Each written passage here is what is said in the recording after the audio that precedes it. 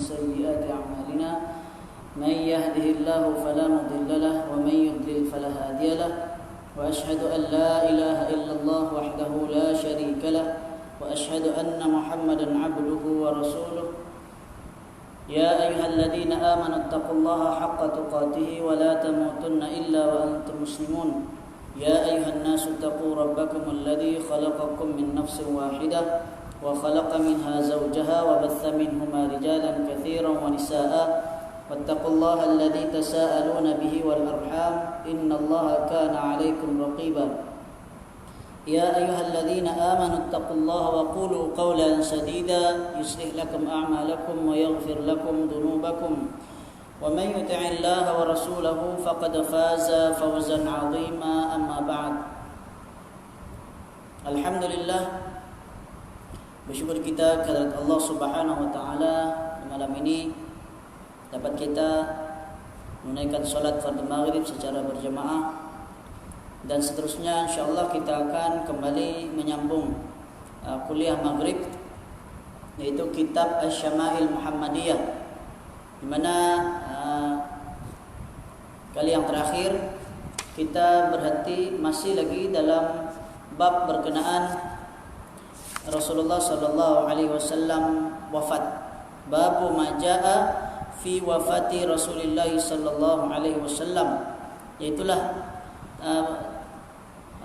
bab menceritakan tentang kisah ataupun peristiwa kewafatan Rasulullah sallallahu alaihi wasallam, di mana sebelum ini kita telah membaca hadis ada 1, 2, 3, 4, 5, 6, 7, 8, 9, lebih kurang 9 hadis ataupun 11 hadis, 10 atau 11 hadis, kerana ada satu hadis hadis yang terakhir kita bacakan, hadis yang ke-316. Tapi hadis ini ada dua hadis, ada dua buah hadis, yang mana disebutkan dari Ja'far bin Muhammad dari ayahnya berkata, qubida Rasulullah sallallahu alaihi wasallam yaumal itsnain famakatha dzalika al-yawma wa lailatal thulatha wa dufina min al-lail. Qala Sufyan wa qala ghairuhu yusma'u sautul masahi min akhiril lail. Rasulullah sallallahu alaihi wasallam wafat pada hari Isnin, dipelihara jasad baginda sehingga di siang hari tersebut dan malam Selasa, lalu dikebumikan pada malam Rabu. Berkata Sufyan, terdengar bunyi cangkul yang digunakan untuk menggali makam baginda pada akhir malam itu. Okey. Ini maksudnya Rasulullah wafat Isnin, kemudian dipelihara sampai hari Selasa malam Rabu. Begitu maksudnya.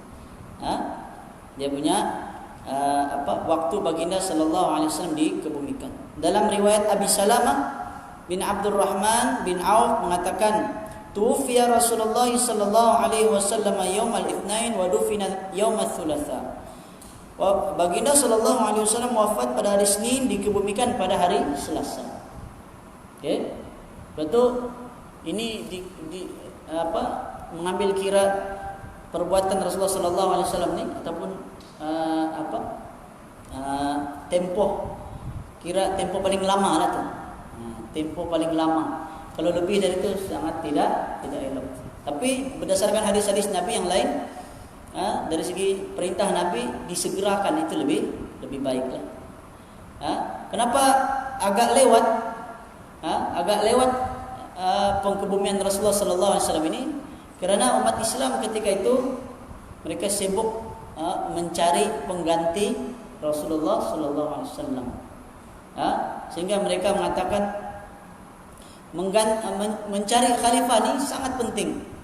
Ataupun ketika mana ketiadaan ataupun kewafatan pemimpin, maka perlu disegerakan penggantiannya. Kalau dibahaskan dalam bab-bab kenegaraan, kan, para ulama mengatakan lebih baik lagi maksudnya disegerakan, ataupun macam mana, saya pun tidak ingat dia punya pendapat ulama itu, cuma kesimpulannya menunjukkan bahwa lebih baik lagi dunia nih kan, ataupun sangat tidak bagus membiarkan keadaan dunia ataupun keadaan negara kita tidak ada pemimpin dalam tempo yang sangat lama. Kenapa? Sebab ketiadaan pemimpin akan menyebabkan undang-undang ataupun macam undang-undang lah, lebih kurang undang-undang tidak dapat dijalankan dengan baik, sehingga menyebabkan mungkin ada yang ambil kesempatan kan, melakukan ketika mana tiadanya pemimpin, maka undang-undang itu ataupun negara dia tidak dapat berjalan dengan baik, macam seperti yang kita lihat pada negara-negara Islam ketika mana berlakunya pemberontakan kan, digulingkan, kemudian ketika menunggu pemimpin baru dilantik, apa yang terjadi? Banyak ada yang kedai-kedai semua orang pun pergi mencuri lah kan. Sebab apa? Sebab masa itu tiada pemimpin kan, dia puncak kuasa itu tidak ada. Sebab itu pentingnya untuk melantik pemimpin dengan segera. Okay? Jadi pada hari Rasulullah SAW wafat ni, umat Islam mereka memang betul-betul hadis yang selanjutnya ni, hadis yang ke-318 dalam buku saya, hadis yang ke-318. Hadisnya agak panjang, lebih kurang 3 helai atau 6 muka surat. Okey. Dari Salim bin Ubaid radhiyallahu anhu. Hadis ini riwayat Imam At-Tirmizi. Ini hadis daripada Imam At-Tirmizi. Kalau kita rujuk masih ada banyak lagi hadis-hadis yang lain. Ini di antara hadis yang menceritakan tentang peristiwa kewafatan Rasulullah sallallahu alaihi wasallam. Daripada Salim bin Ubaid radhiyallahu anhu berkata, "Ughmiya ala Rasulillah sallallahu alaihi wasallam fi maradhihi fa afaqa faqala hadaratis salah." Faqalu na'am.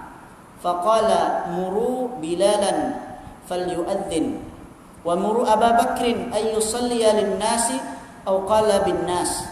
Qala thumma ughmiya alayhi fa afaqa faqala hadiratis salah. Faqalu na'am. Faqala muru Bilalan falyu'adzin wa muru Abu Bakrin falyusalli bin-nas. Faqalat Aisyatu inna abi rajulun asifun idza qama dhalikal maqama baka fala yastati'u falau amarta ghayrahu qala thumma ughmiya alayhi fa afaqa faqala muru Bilalan falyu'adzin wa muru Aba Bakrin falyusalli bin nasi fa inna kunna sawahibu aw sawahibatu Yusuf. Okay. Terjemahan dulu, kemudian ada lagi sambungan hadisnya.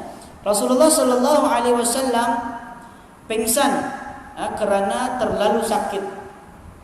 Rasulullah ni seperti sebelum ini pernah saya ceritakan bahwa Rasulullah ni pernah suatu ketika Nabi dicuba untuk diracun oleh seorang wanita Yahudi. Jadi silap saya, wanita Yahudi cuba meracuni Rasulullah sallallahu alaihi wasallam.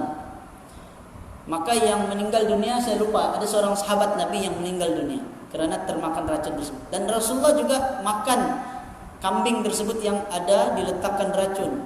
Tetapi racun itu tidak masuk ke dalam perut, tapi dijaga oleh Allah sehingga racun itu hanya berada di hujung mulut Nabi, tidak masuk ke Nabi. Itulah Nabi SAW dipelihara oleh Allah sehingga doa Nabi menjadi makbul. Menurut para ulama, Nabi SAW kalau ikutkan dikira sebagai mati syahid.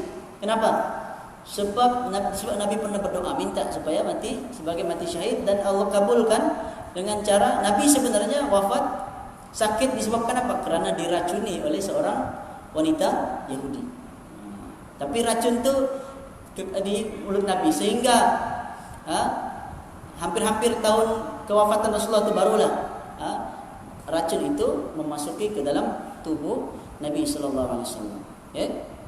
Cuma orang orientalis, orang Yahudi atau orang Kristen, mereka gunakan hadis ini menunjukkan, dia kata Nabi sallallahu alaihi wasallam makan racun, maksudnya boleh diracuni oleh seorang Yahudi, kata. Jadi mereka ingin menunjukkan bahawa Nabi itu, dia kata, Nabi palsu sebab boleh pula diracun, dia kata. Tapi sebenarnya Nabi tidak terus, kalau ikutkan Nabi terus wafat pada ketika itu, kan? Tapi Allah pelihara. Itulah di antara bentuk mukjizat juga, kerana Nabi sallallahu alaihi wasallam tidak terus wafat pada ketika itu. Okey. Jadi Rasulullah sallallahu alaihi wasallam dalam hadis tadi, kita kembali kepada hadis ini, Salim bin Ubaid radhiyallahu anhu berkata, Rasulullah pingsan kerana terlalu sakit. Maka apabila baginda sedar, lalu Nabi sallallahu alaihi wasallam bertanya, hadaratis salat, adakah waktu salat telah pun masuk? Hadar itu hadir lah. Adakah telah hadir, maksudnya telah masuknya waktu salat? Faqalu na'am, maka para sahabat pun menjawab, iya. Faqala, baginda sallallahu alaihi wasallam pun bersabda, muru Bilalan falyu'adzin, perintahkanlah Bilal untuk azan, untuk mengumandangkan, melaungkan azan. Wa muru Abu Bakrin ayyusalliya linnas aw qala binnas, perintahkanlah Abu Bakar untuk mengimamkan solat untuk manusia atau dengan bersama-sama dengan manusia, bersama orang ramai. Jadi dalam hadis ini menunjukkan bahawa Rasulullah sallallahu alaihi wasallam perintahkan pengganti baginda. Dari sini ada isyarat.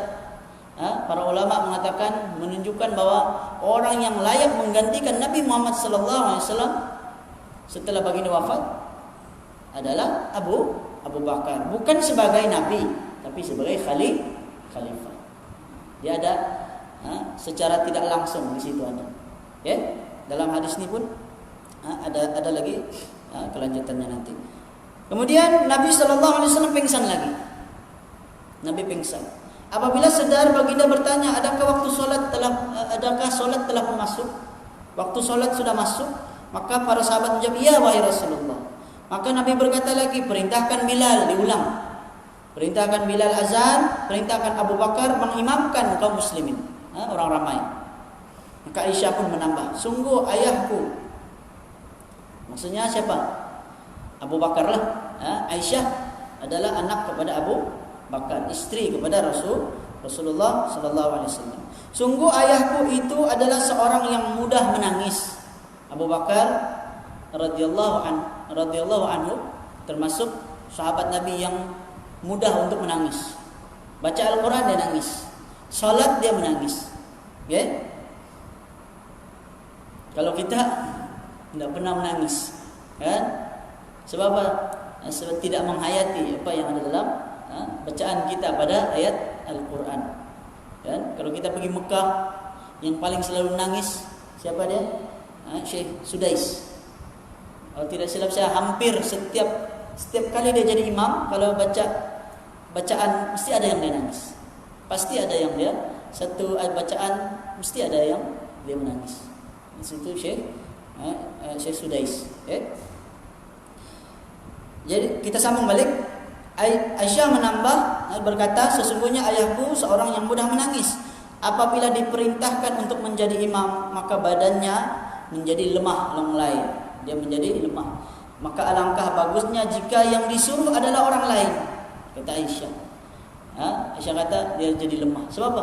Bila dia sembahyang, dia akan selalu menangis. Kemudian Nabi SAW pingsan lagi. Apabila sedar, terjaga semula, maka Nabi SAW bersabda, perintahkan Bilal melaungkan azan, perintahkan Abu Bakar mengimamkan salat kepada kaum muslimin. Berapa kali diulang? Kemudian Nabi SAW pun bersabda, kalian ini seperti wanita pada zaman Nabi Yusuf alaihissalam. Yusuf, seperti wanita pada zaman Yusuf. Kemudian sambung lagi hadis ini. Qala fa umira Bilalun fa adzana wa umira Abu Bakrin fa shalla bin nas. Thumma inna Rasulullah sallallahu alaihi wasallam wajada khiffatan fa qala unzuru li man attaki'i alaihi. Faja'at bariratu rajulun akharu fattaka'a 'alaihima falamma ra'ahu Abu Bakrin dhahaba liyanqusa fa'awma ilaihi an yathbutu makanahu hatta qada Abu Bakrin salatahu thumma inna Rasulullah sallallahu alaihi wasallam qubida. Lalu Bilal, sambungan terjemahannya, lalu Bilal pun melakukan azan dan Abu Bakar pun mengimamkan kaum muslimin, manusia pada ketika itu. Kemudian Nabi sallallahu alaihi wasallam berasa kesakitannya menjadi agak ringan. Pada waktu tersebut Nabi sallallahu alaihi wasallam sakit dan dia rasa macam agak pulih sedikit, bukan pulih sepenuhnya, tidak. Dia rasa pulih sedikit. Lalu Nabi sallallahu alaihi wasallam pun bersabda, "Carilah beberapa orang untuk memapah aku ke masjid." Minta orang untuk bawa Nabi masuk ke masjid untuk mendirikan solat sembahyang. Lalu datanglah Barirah dan seorang lagi untuk memapah baginda. Tidak disebutlah Barirah ni sahabat Nabi. Sebelah Barirah, sebelah lagi orang lain yang tidak disebut namanya dalam hadis ini. Ketika mana Abu Bakar melihat Rasulullah sallallahu alaihi wasallam, maksudnya apa? Abu Bakar ni sedang jadi imam. Dia sudah jadi imam. Kemudian dia ada hadis lain sebenarnya, hadis yang lain. Kalau kita baca hadis yang lain, hadis itu menjelaskan Abu Bakar sudah memulakan solat. Lalu ada isyarat. Isyarat apa? Subhanallah dari belakang. Subhanallah. Balik-balik disebut. Maka Abu Bakar pun toleh ke belakang. Apa yang dia lihat? Ada Rasulullah ikut sembahyang. Maka apa yang terjadi? Abu Bakar berundur sedikit. Dia undur, minta supaya Rasulullah ganti. Ketika solat nih, ini sedang dalam solat, minta ganti supaya Rasulullah terus pergi depan, Abu Bakar di belakang. Tapi apa yang terjadi? Rasulullah SAW memberi isyarat tangan agar Abu Bakar tetap terus meneruskan sembahyangnya. Maka Abu Bakar pun teruskanlah sebagai imam sehingga selesai. Oke? Kalau kita hari ini gimana? Terus berhenti kan sembahyang, tapi tidak. Dia ada sebenarnya beberapa hadis lagi yang lain. Cuma ada takwilan lah. Ada khilaf di kalangan ulama. Ada yang kata tempo, maksudnya dia sebelum sembahyang. Ada yang kata sedang sembahyang. Nah, itu semua mengikut kefahaman para ulama terhadap hadis tersebut. Ketika Abu Bakar melihat Rasulullah sallallahu alaihi wasallam, maka beliau pun undur ke belakang untuk memberi penghormatan kepada Nabi sallallahu alaihi wasallam sebagai imam, jadi imam. Dia undur. Namun baginda memberi isyarat agar Abu Bakar tetap terus menjadi imam sehingga Abu Bakar pun selesaikan solat. Maka tidak berapa lama kemudian barulah baginda Nabi sallallahu alaihi wasallam pun wafat. Sambung lagi. Faqala Umar, "Wallahi لا أسمع أحدا يذكر أن رسول الله صلى الله عليه وسلم قبض إلا ضربته بسيفي هذا." قال: "وكان الناس أميين لم يكن فيهم نبي قبله فأمسك الناس فقالوا يا سالم انطلق إلى صاحب رسول الله صلى الله عليه وسلم فادعه فأتيت أبا بكر وهو في المسجد فأتيته أبكي دهشا فلما رآني قال لي أقبض رسول الله صلى الله عليه وسلم قلت إن عمر يقول لا أسمع أحدا يذكر أن رسول الله صلى الله عليه وسلم قبض إلا ضربته بسيف هذا فقال لي انطلق فانطلقت معه فجاء والناس قد دخلوا على رسول الله صلى الله عليه وسلم." Ada lagi, masih panjang lagi hadis ini. Sambungan lagi terjemahannya. Lantas Sayyidina Umar berkata, "Demi Allah." Maksudnya setelah mendengar ada yang mengatakan Rasulullah telah pun wafat. Maka apa kata Sayyidina Umar? "Wallahi, demi Allah, la asma'u ahadan yadhkuru anna Rasulullah sallallahu alaihi wasallam qubida illa darabtuhu bisayfi." Kata, demi Allah, tidaklah aku mendengar seorang pun yang mengatakan Rasulullah sallallahu alaihi wasallam telah wafat, pasti akan aku pancung dia dengan pedangku ini, kata dia. bayangkan. Kenapa? Sayyidina Umar belum boleh menerima kenyataan bahwa Rasulullah telah pun wafat pada ketika itu. Orang kata Rasulullah wafat, tidak. Bagaimana? Dalam hadis yang lain, dalam riwayat Al-Baihaqi, kemudian ada dalam kitab Al-Bidayah wan Nihayah Ibnu Katsir, ini menyebutkan ada hadis yang panjang juga menceritakan bahwa Sayyidina Umar ini dia berkata, orang-orang munafik masih ramai lagi, dia kata. Orang-orang munafik masih hidup di tengah para sahabat. Rasulullah tidak mungkin wafat, dia kata. Itu pandangan Sayyidina Umar pada ketika itu. Jadi di antara seluruh sahabat Nabi ketika itu mereka terfitnah, maksudnya mereka tersalah ketika itu. Mereka tidak boleh menerima kenyataan lagi. Tetapi yang Allah selamatkan atau yang Allah pelihara tetap jaga, dan tanda memang dialah yang benar-benar layak menjadi pengganti Rasulullah sebagai khalifah adalah Abu Bakar As-Siddiq. Maka Sayyidina Umar kata, tidaklah aku mendengar seorang pun dari kamu yang menyatakan Rasulullah wafat, melainkan aku pancung dia dengan pedangku ini. Ketika itu manusia seperti kehilangan punca untuk bertindak, karena mereka semua adalah ummiyin. Ummiyin apa? Mereka masyarakat yang buta huruf. Ummiyin ini termasuklah Rasulullah sallallahu alaihi wasallam pada awalnya. Nabi sallallahu alaihi wasallam termasuk ummi. Ummi ini apa? Bukan ummi yang ibu tu. Itu salah satu makna dia. Salah satu lagi artinya adalah buta huruf. Jadi mereka termasuk ummiyin, dan sebelumnya tidak ada seorang nabi pun yang telah wafat di kalangan mereka. Maksudnya di kalangan orang Arab ni banyak, di antara mereka banyak yang ummi, termasuklah Rasulullah sallallahu alaihi wasallam, dan mereka tidak ada nabi melainkan hanya Nabi Muhammad sallallahu alaihi wasallam. Jadi mereka belum pernah merasakan kewafatan nabi. Hanya Nabi Muhammad mereka ada, bahkan Nabi Muhammad lah nabi yang terakhir. Maka mereka pun hilang punca untuk bertindak, tidak tahu mau buat macam mana. Sayyidina Umar lagi dengan pedangnya. Siapa kata Rasulullah wafat? Aku pancung. Dan mereka pun menahan diri daripada melakukan sesuatu. Ketika itu sedang jadi jadi huru-hara sedikit lah. Kayak itu di luar rumah Rasulullah sallallahu alaihi wasallam. Maka mereka pun berkata, wahai Salim. Salim ni yang meriwayatkan hadis ini, yang menyebutkan hadis yang panjang ini. Wahai Salim, pergilah berjumpa dengan sahabat rapat Rasulullah sallallahu alaihi wasallam. Panggillah beliau ke sini. Siapa sahabat rapat Rasulullah? Abu Bakar.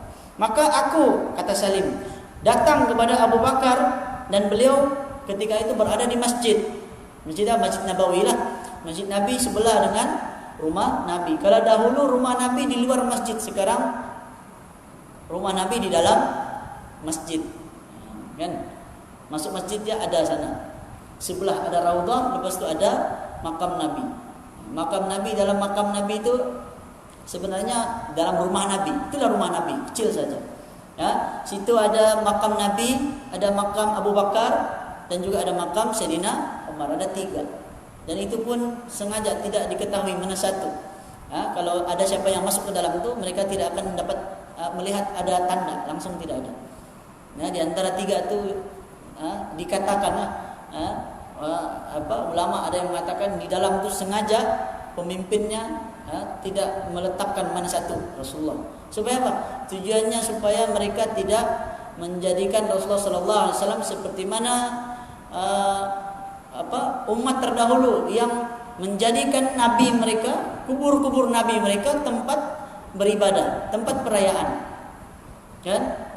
Jadi Rasulullah sallallahu alaihi wasallam sudah mewasiatkan, sudah memperingatkan kepada umatnya, aku tidak mau kamu menjadikan kuburku sebagai aid. Aid ini hari raya.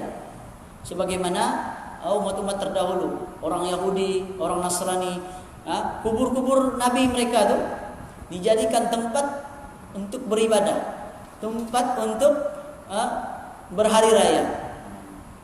Maka Nabi sallallahu alaihi wasallam melarang. Itu dijagalah oleh pemimpin. Alhamdulillah pemimpin yang ada pada hari ini, pemimpin di Saudi masih tetap menjaga perkara tersebut. Kalaulah dia tempat itu dijaga oleh orang-orang Syiah, nescaya akan jadi seperti di mana? Di Iran. Iran, makam Sayyidina Husain, mereka buat masjid. Dari luar masjid lagi mereka masuk merangkak. Tidak boleh berdiri. Sampai di dalam masjid tu ada makam Sayyidina Husain dalam tu. Apa mereka buat? Mereka berbaring. Bayangkan. Nah, mereka terlalu mengagungkan. Kalaulah itu Syiah, sebab mereka agama Syiah ni dia memang mengajarkan supaya sembah wali-wali. Pergi kubur minta. Kan? Sebab tu dia suka kalau berzikir atau berdoa, dia bukan ya Allah tapi dia ya Husain. Kan? Kalau Muharram nanti masuk 10 Muharram hari Ashura, kalau di YouTube tu ada orang-orang Syiah dia ada satu berhala besar, kepala Sayyidina Husain mereka buat. Lalu mereka tumpahkan darah. Lepas tu mereka pun sapu-sapu. Macam betul-betul India yang sembah patung tu. Tapi mereka kata itu bukan sembah. Tapi apa lagi namanya kalau begitu kan? Sedangkan Nabi sallallahu alaihi wasallam ajaran agama Islam tidak pernah mengajarkan sebegitu. Kan? Terlalu mengagungkan orang soleh ataupun nabi. Kalau ini Hasan Sayyidina Husain orang soleh, maka dia mengagungkan seperti mengagungkan Allah pula. Tidak boleh. Sebab itu dilarang. Apalagi buat dalam bentuk berhala. Dia buat bentuk patung betul-betul. Kan? Lalu orang-orang Syiah ni dia suka dia tetak kepala dia kan. Pernah tengok? Dia ambil pisau, dia kasih luka sedikit. Kemudian mereka pun kutuk kepala dia sampai mengalir darah penuh. Itu waktu bila? Waktu 10 Muharram, hari Ashura. Itu ketika waktu kewafatan Sayyidina Husain. Itu dia ya Husain, ya Husain. Kalau mereka pergi sana Mekah, kan, kita Ahli Sunnah wal Jamaah akan menyebut labbaik Allahumma labbaik. Tapi orang Syiah datang pergi ke Mekah, dia labbaik ya Husain, dia kata. Bukan labbaik Allah, labbaik ya Husain. Pergi menuju ke Kaabah, dia kata labbaik ya Husain. Husain masih sampai di Kaabah tu pun masih sebut Husain juga. Jadi itu Syiah. Jadi itu yang Rasulullah sallallahu alaihi wasallam sentiasa mengingatkan kepada umatnya supaya jangan jadikan kuburan nabinya sebagai tempat beribadah, tempat sujud dan tempat berhari raya. Kita sambung lagi. Maka mereka berkata, wahai Salim, pergilah berjumpa dengan sahabat rapat Rasulullah, panggil beliau ke sini. Maka Salim pun mendatangi Abu Bakar, dan ketika itu Abu Bakar berada di masjid. Aku pun datang menemuinya dalam keadaan menangis dan kebingungan. Siapa dia? Salim. Jumpa dalam keadaan menangislah, sedih melihat ketika itu umat Islam telah kucar kacir, tidak menentu. Ada yang kata Rasulullah wafat, ada yang kata Sayyidina Umar, bahkan Sayyidina Umar kata, siapa kata Rasulullah wafat, aku pancung lehernya. Bayangkan. Ketika Abu Bakar melihat aku, maka beliau pun bertanya, adakah Rasulullah sallallahu alaihi wasallam telah pun wafat? Maka aku pun berkata, Umar berkata, demi Allah, aku tidak mendengar seorang pun dari kamu yang menyatakan Rasulullah telah wafat, melainkan akan aku pancung dengan pedangku ini. Ini kata Salim kepada Sayyidina Abu Bakar bahwa Sayyidina Umar berkata begini. Sayyidina Umar kata, siapa kata Rasulullah wafat, aku pancung. Maka Abu Bakar pun berkata, marilah kita pergi ke sana. Lantas aku pun pergi bersamanya. Ketika sampai, maka orang ramai pun berkerumun menziarahi jenazah Rasulullah sallallahu alaihi wasallam. Di rumah Rasulullah sallallahu alaihi wasallam. Maksudnya di luar lah. Kalau masuk tidak mungkinlah muat, sebab rumah Rasulullah sangat kecil. Rumah itu rumah Aisyah. Di dalam hadis yang lain menceritakan Rasulullah sakit. Sebelum Rasulullah sakit itu Aisyah beritahu. Aisyah ni dia bagi tahu dengan Rasulullah, ya Rasulullah, aku pening kepala. Maka Rasulullah pun kata, aku lagi pening. Maksudnya Rasulullah lagi sakit kepala. Maka Rasulullah pun beritahu kepada seluruh istrinya, minta kebenaran supaya Rasulullah dapat berehat, dapat dirawat di rumah Aisyah. Sebetulnya Rasulullah berada ketika hampir meninggal dunia, ketika hampir wafat, Rasulullah berada di rumah Sayyidatina Aisyah, istri Nabi, yang merupakan anak kepada Sayyidina Abu Bakar Siddiq. Kita sambung lagi hadisnya. Faqala ya ayyuhan nas afriju li wa afraju lahu faja'a hatta akabba alaihi wa massahu faqala innaka mayyitun wa innahum mayyitun thumma qalu ya sahib Rasulillah aqbida Rasulullah sallallahu alaihi wasallam qala na'am fa'amilu an qad sadaqa qalu ya sahib Rasulillah ayusalliya ala Rasulillah qala na'am qalu kaif wa kaifa qalu yadkhulu yawmun fayukabbiruna wa yusalluna wa yad'una thumma yakhrujun thumma yadkhulu qaumun fayukabbiruna wa yusalluna wa yad'una thumma yakhrijun hatta yadkhulun nas. Okey, panjang hadis dah. Masih belum lagi, ada lagi satu muka surat lagi. Abu Bakar berkata, wahai manusia, berilah ruang untuk aku menziarahi jasad baginda. Okey. Dengan pantas Abu Bakar pun menghampiri jasad Nabi Muhammad sallallahu alaihi wasallam lalu mengusapnya. Lalu Abu Bakar pun membacakan innaka mayyitun wa innahum mayyitun dalam surah Az-Zumar ayat 30. Dia kata sesungguhnya engkau akan mati dan mereka juga akan dimatikan. Dalam hadis yang lain bercerita Sayyidina Abu Bakar dia cium di dahi Rasulullah ataupun di antara dua kening Rasulullah.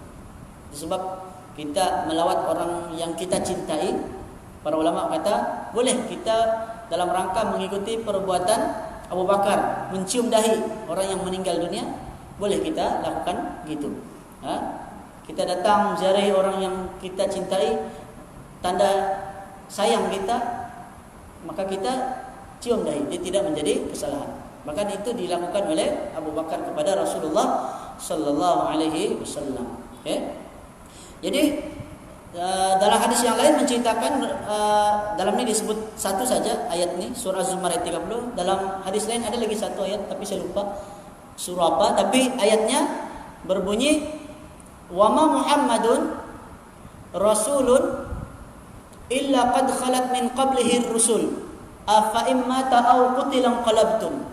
Disebut dalam ayat itu, tidaklah Nabi Muhammad itu melainkan seperti rasul-rasul yang sebelumnya, yang mana ada di antara mereka yang mati dan ada yang dibunuh. Apakah jika mereka mati kamu berpaling, artinya murtad semula dalam ayat itu. Okay? Maka ayat itulah yang dibaca oleh Abu Bakar As-Siddiq untuk menenangkan keadaan ketika mana Sayyidina Sayyidina Umar sedang marah. Ya. Abu Bakar kata, wahai Umar, duduk sebentar. Duduk dahulu, tenangkan pikiran. Lalu dia baca ayat itu. Selepas dia baca ayat itu, Sayyidina Umar kata, apa? Dia kata, ayat apa yang kau baca? Ketika itu semua sahabat lupa ayat tersebut. Termasuk Ibnu Abbas. Ibnu Abbas pun kata, di antara kami para sahabat, kami hampir-hampir lupa. Ayat itu selalu kami baca, tapi ketika itu kami lupa. Ayat itu sebenarnya turun ketika mana Rasulullah sallallahu alaihi wasallam diserang dalam perang Uhud. Kan Rasulullah hampir meninggal dunia juga ketika itu. Diserang oleh orang musyrikin. Ketika itu orang Islam kalah. Kan kaum musyrikin dapat balas dendam lah setelah kemenangan umat Islam dalam perang Badar, dalam perang Uhud, mereka berjaya menewaskan atas kesalahan umat Islam sendiri ketika itu. Para sahabat ada yang mengingkari perintah Rasulullah. Itu peringatan yang dari Allah di dalam Al-Quran dijelaskan. Perang Uhud ini ada cerita dia di dalam Al-Quran, menceritakan tentang jika Nabi perintahkan maka wajib kita ikuti, jika tidak maka Allah datangkan ujian kepada kita. Seperti yang berlaku di zaman itu, mereka ingkar pada perintah Rasulullah. Rasulullah suruh supaya tentera yang memanah ini berada di atas bukit kan. Walau apa keadaan pun jangan turun. Tapi apa yang berlaku? mereka melihat umat Islam sedang mengumpul ghanimah, harta rampasan perang.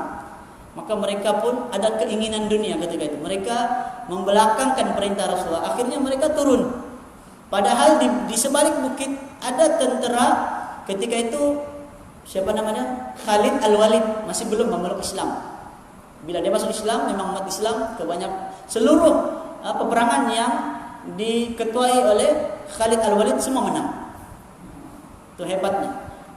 Khalid Al-Walid, sebab itu dia digelar apa dia? Saya lupa. Saifullah, Asadullah. Saya ingat Saifullah mungkin.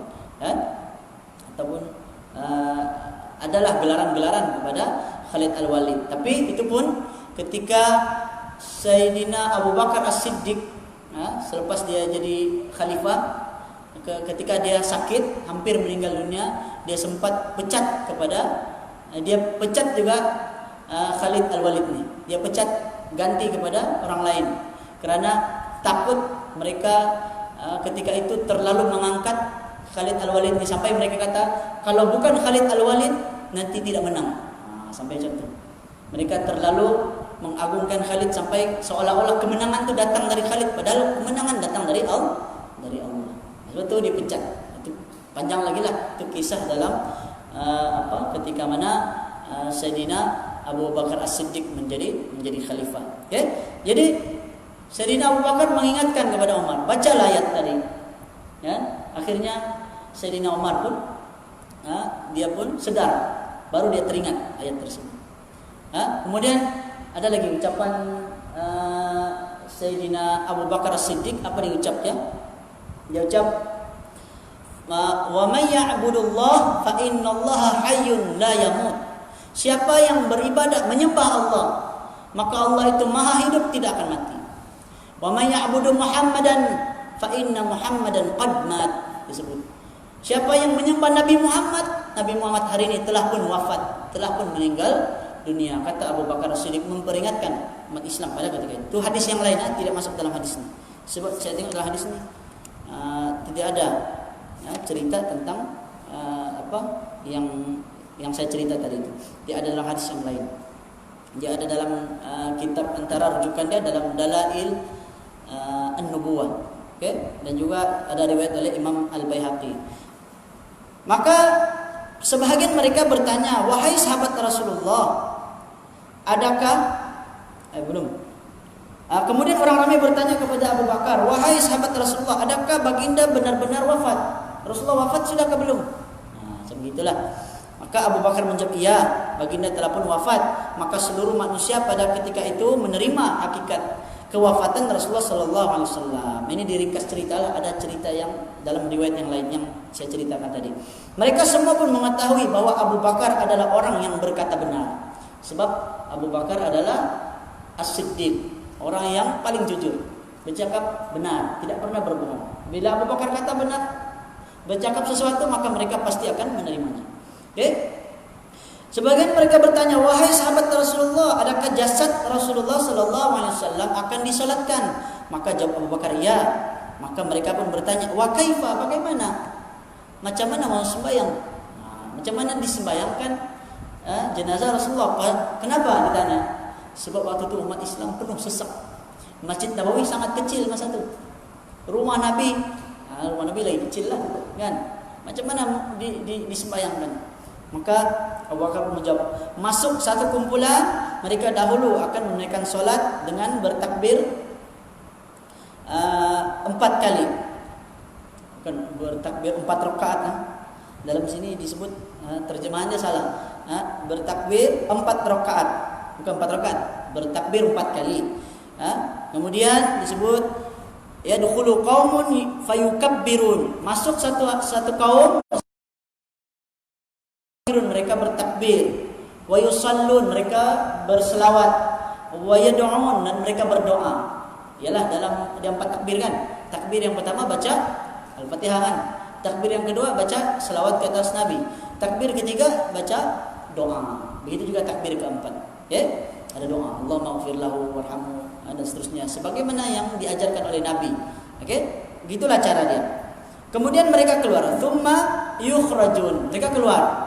Thumma yadkhulu qaumun fayukabbirun wa yusallun wa yad'un thumma yukhrajun hatta yadkhulun nas. Okay? Jadi begitulah seterusnya. Masuk satu kumpulan, mereka sembahyang jenazah. Kemudian mereka keluar, orang lagi masuk. Begitulah masuk. Mungkin itulah juga di antara sebabnya kenapa lewat dikebumikan jenazah Rasulullah sallallahu alaihi wasallam. Okay?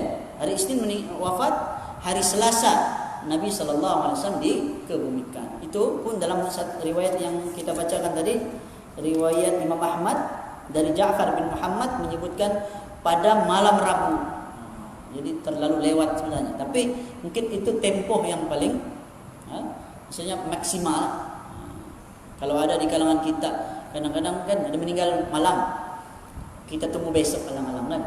Tunggu. Itu masih boleh lah, masih boleh diterima. Jangan tunggu sampai seminggu. Kalau orang kafir ya, kan, orang bukan Islam, kadang-kadang mereka tunggu sampai seminggu. Tapi mereka buat bagaimana? Mereka letak ikon. Kan, supaya mayat tu dia sentiasa, maksudnya dia beku lah, macam masuk Facebook lah, Tapi kita umat Islam tidak boleh. Itulah tempo. Tapi mayat Nabi ini, mayat para Nabi tidak akan rosak, tidak akan dimakan bumi. Bahkan mayat orang-orang yang mati syahid pun begitu, disebut dalam hadis yang sahih. Dan mereka akan bangkit di hadapan Allah nanti dalam keadaan orang-orang yang syahid mati syahid itu dengan pakaian mereka yang masih berdarah lagi sebagai bukti mereka itu berjihad fi sabilillah. Okay? Sempat kali ada lagi. Ada 5 menit lagi ya. Kita habiskan. Qalu ya sahiba Rasulillah sallallahu alaihi wasallam.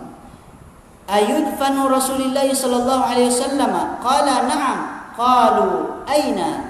Qala fil makan alladhi qabada Allah fihi ruhahu fa inna Allah lam yaqbid ruhahu illa fi makanin tayyibin fa'amilu anna qad sadaqa thumma amarahum an yaghsilahu banu abihi.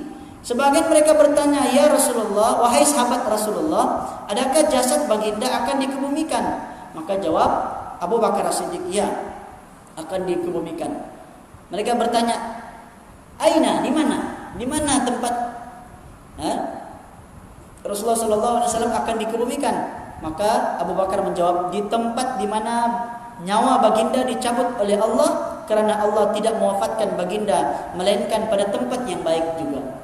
Itu di mana Nabi wafat? Di dalam rumah Sayyidatina Aisyah, dalam rumah Rasulullah. Maka disitulah Rasulullah dikebumikan.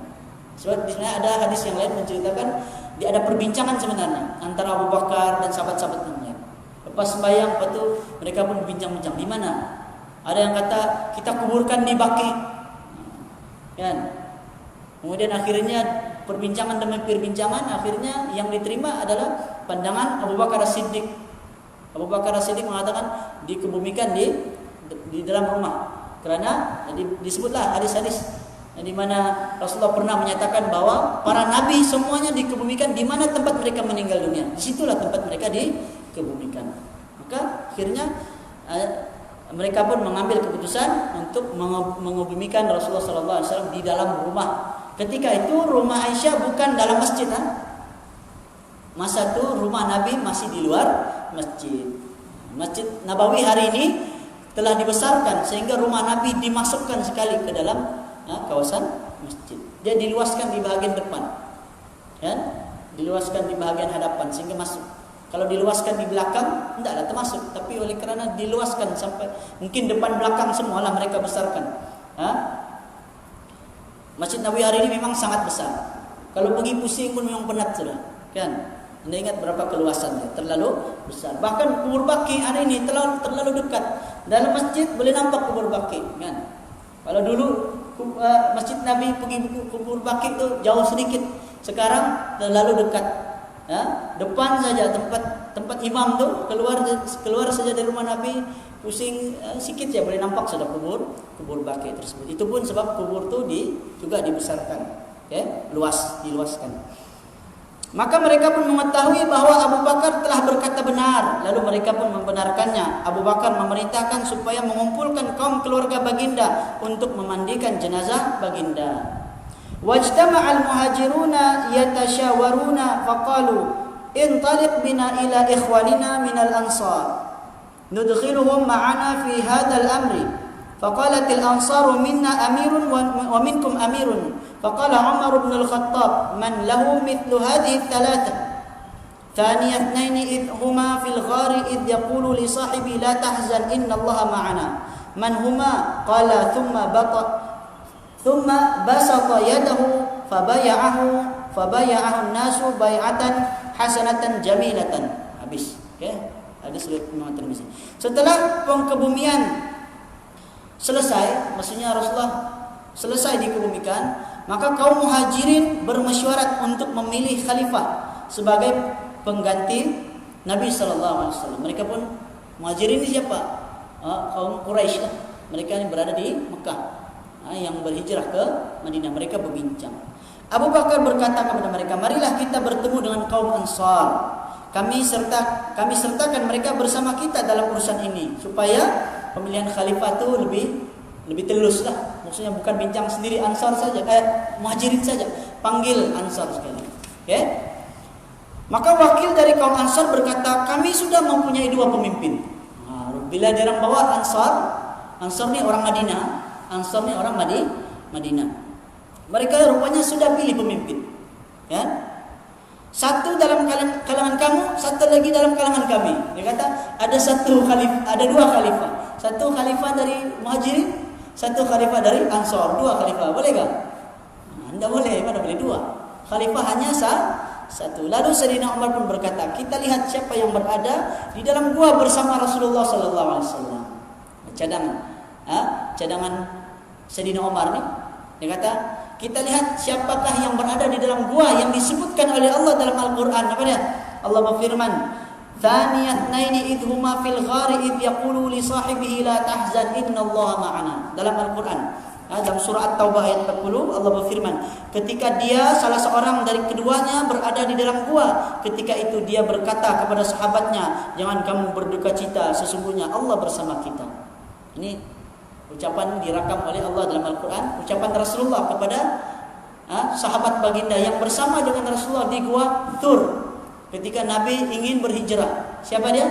Itulah Abu Bakar As-Siddiq. Siapa mereka berdua? Maka Salim pun berkata, selepas itu Umar pun menghulurkan tangannya lalu membai'ah, mengambil janji taat setia kepada Sayyidina Abu Bakar. Kemudian seluruh kaum Muhajirin dan Ansar pun membai'ah, mengambil janji taat setia dengan kemas dan teratur mengangkat Abu Bakar sebagai khalifah yang pertama. Selesai hadis. Panjang hadis dia. 6 muka surat, 3 helai. Jadi insya-Allah mudahan dari hadis yang kita bacakan ini ada sedikit yang dapat kita ambil pengajaran, iktibar daripada kisah yang telah kita bacakan daripada hadis di dalam kitab Asy-Syama'il Muhammadiyah ini. InsyaAllah pada minggu depan ada lebih kurang 2 hadis saja lagi untuk selesai bab ini. Barulah ada lagi 2 bab yang terakhir. Ada 2 lagi bab yang terakhir sebelum kita mengakhiri ataupun menutuplah selesai kita kitab Asy-Syama'il Muhammadiyah ini. Seterusnya insyaAllah habis kitab ini kita akan masuk, kita selesaikan pula kitab perisai bagi sekalian mukallaf, kitab Jawi lama itulah. Okey, jadi yang baik datang dari Allah, yang lemah dari saya sendiri. Saya memohon maaf sekiranya ada kekurangan, kesilapan dalam penyampaian saya. Aku qouli hadza wa astaghfirullahal azim li wa lakum wa sallallahu ala nabiyyina Muhammad wa ala alihi wa sahbihi wa baraka sallam. Subhanakallahumma bihamdika asyhadu an la ilaha illa anta astaghfiruka wa atubu ilaik. Wassalam.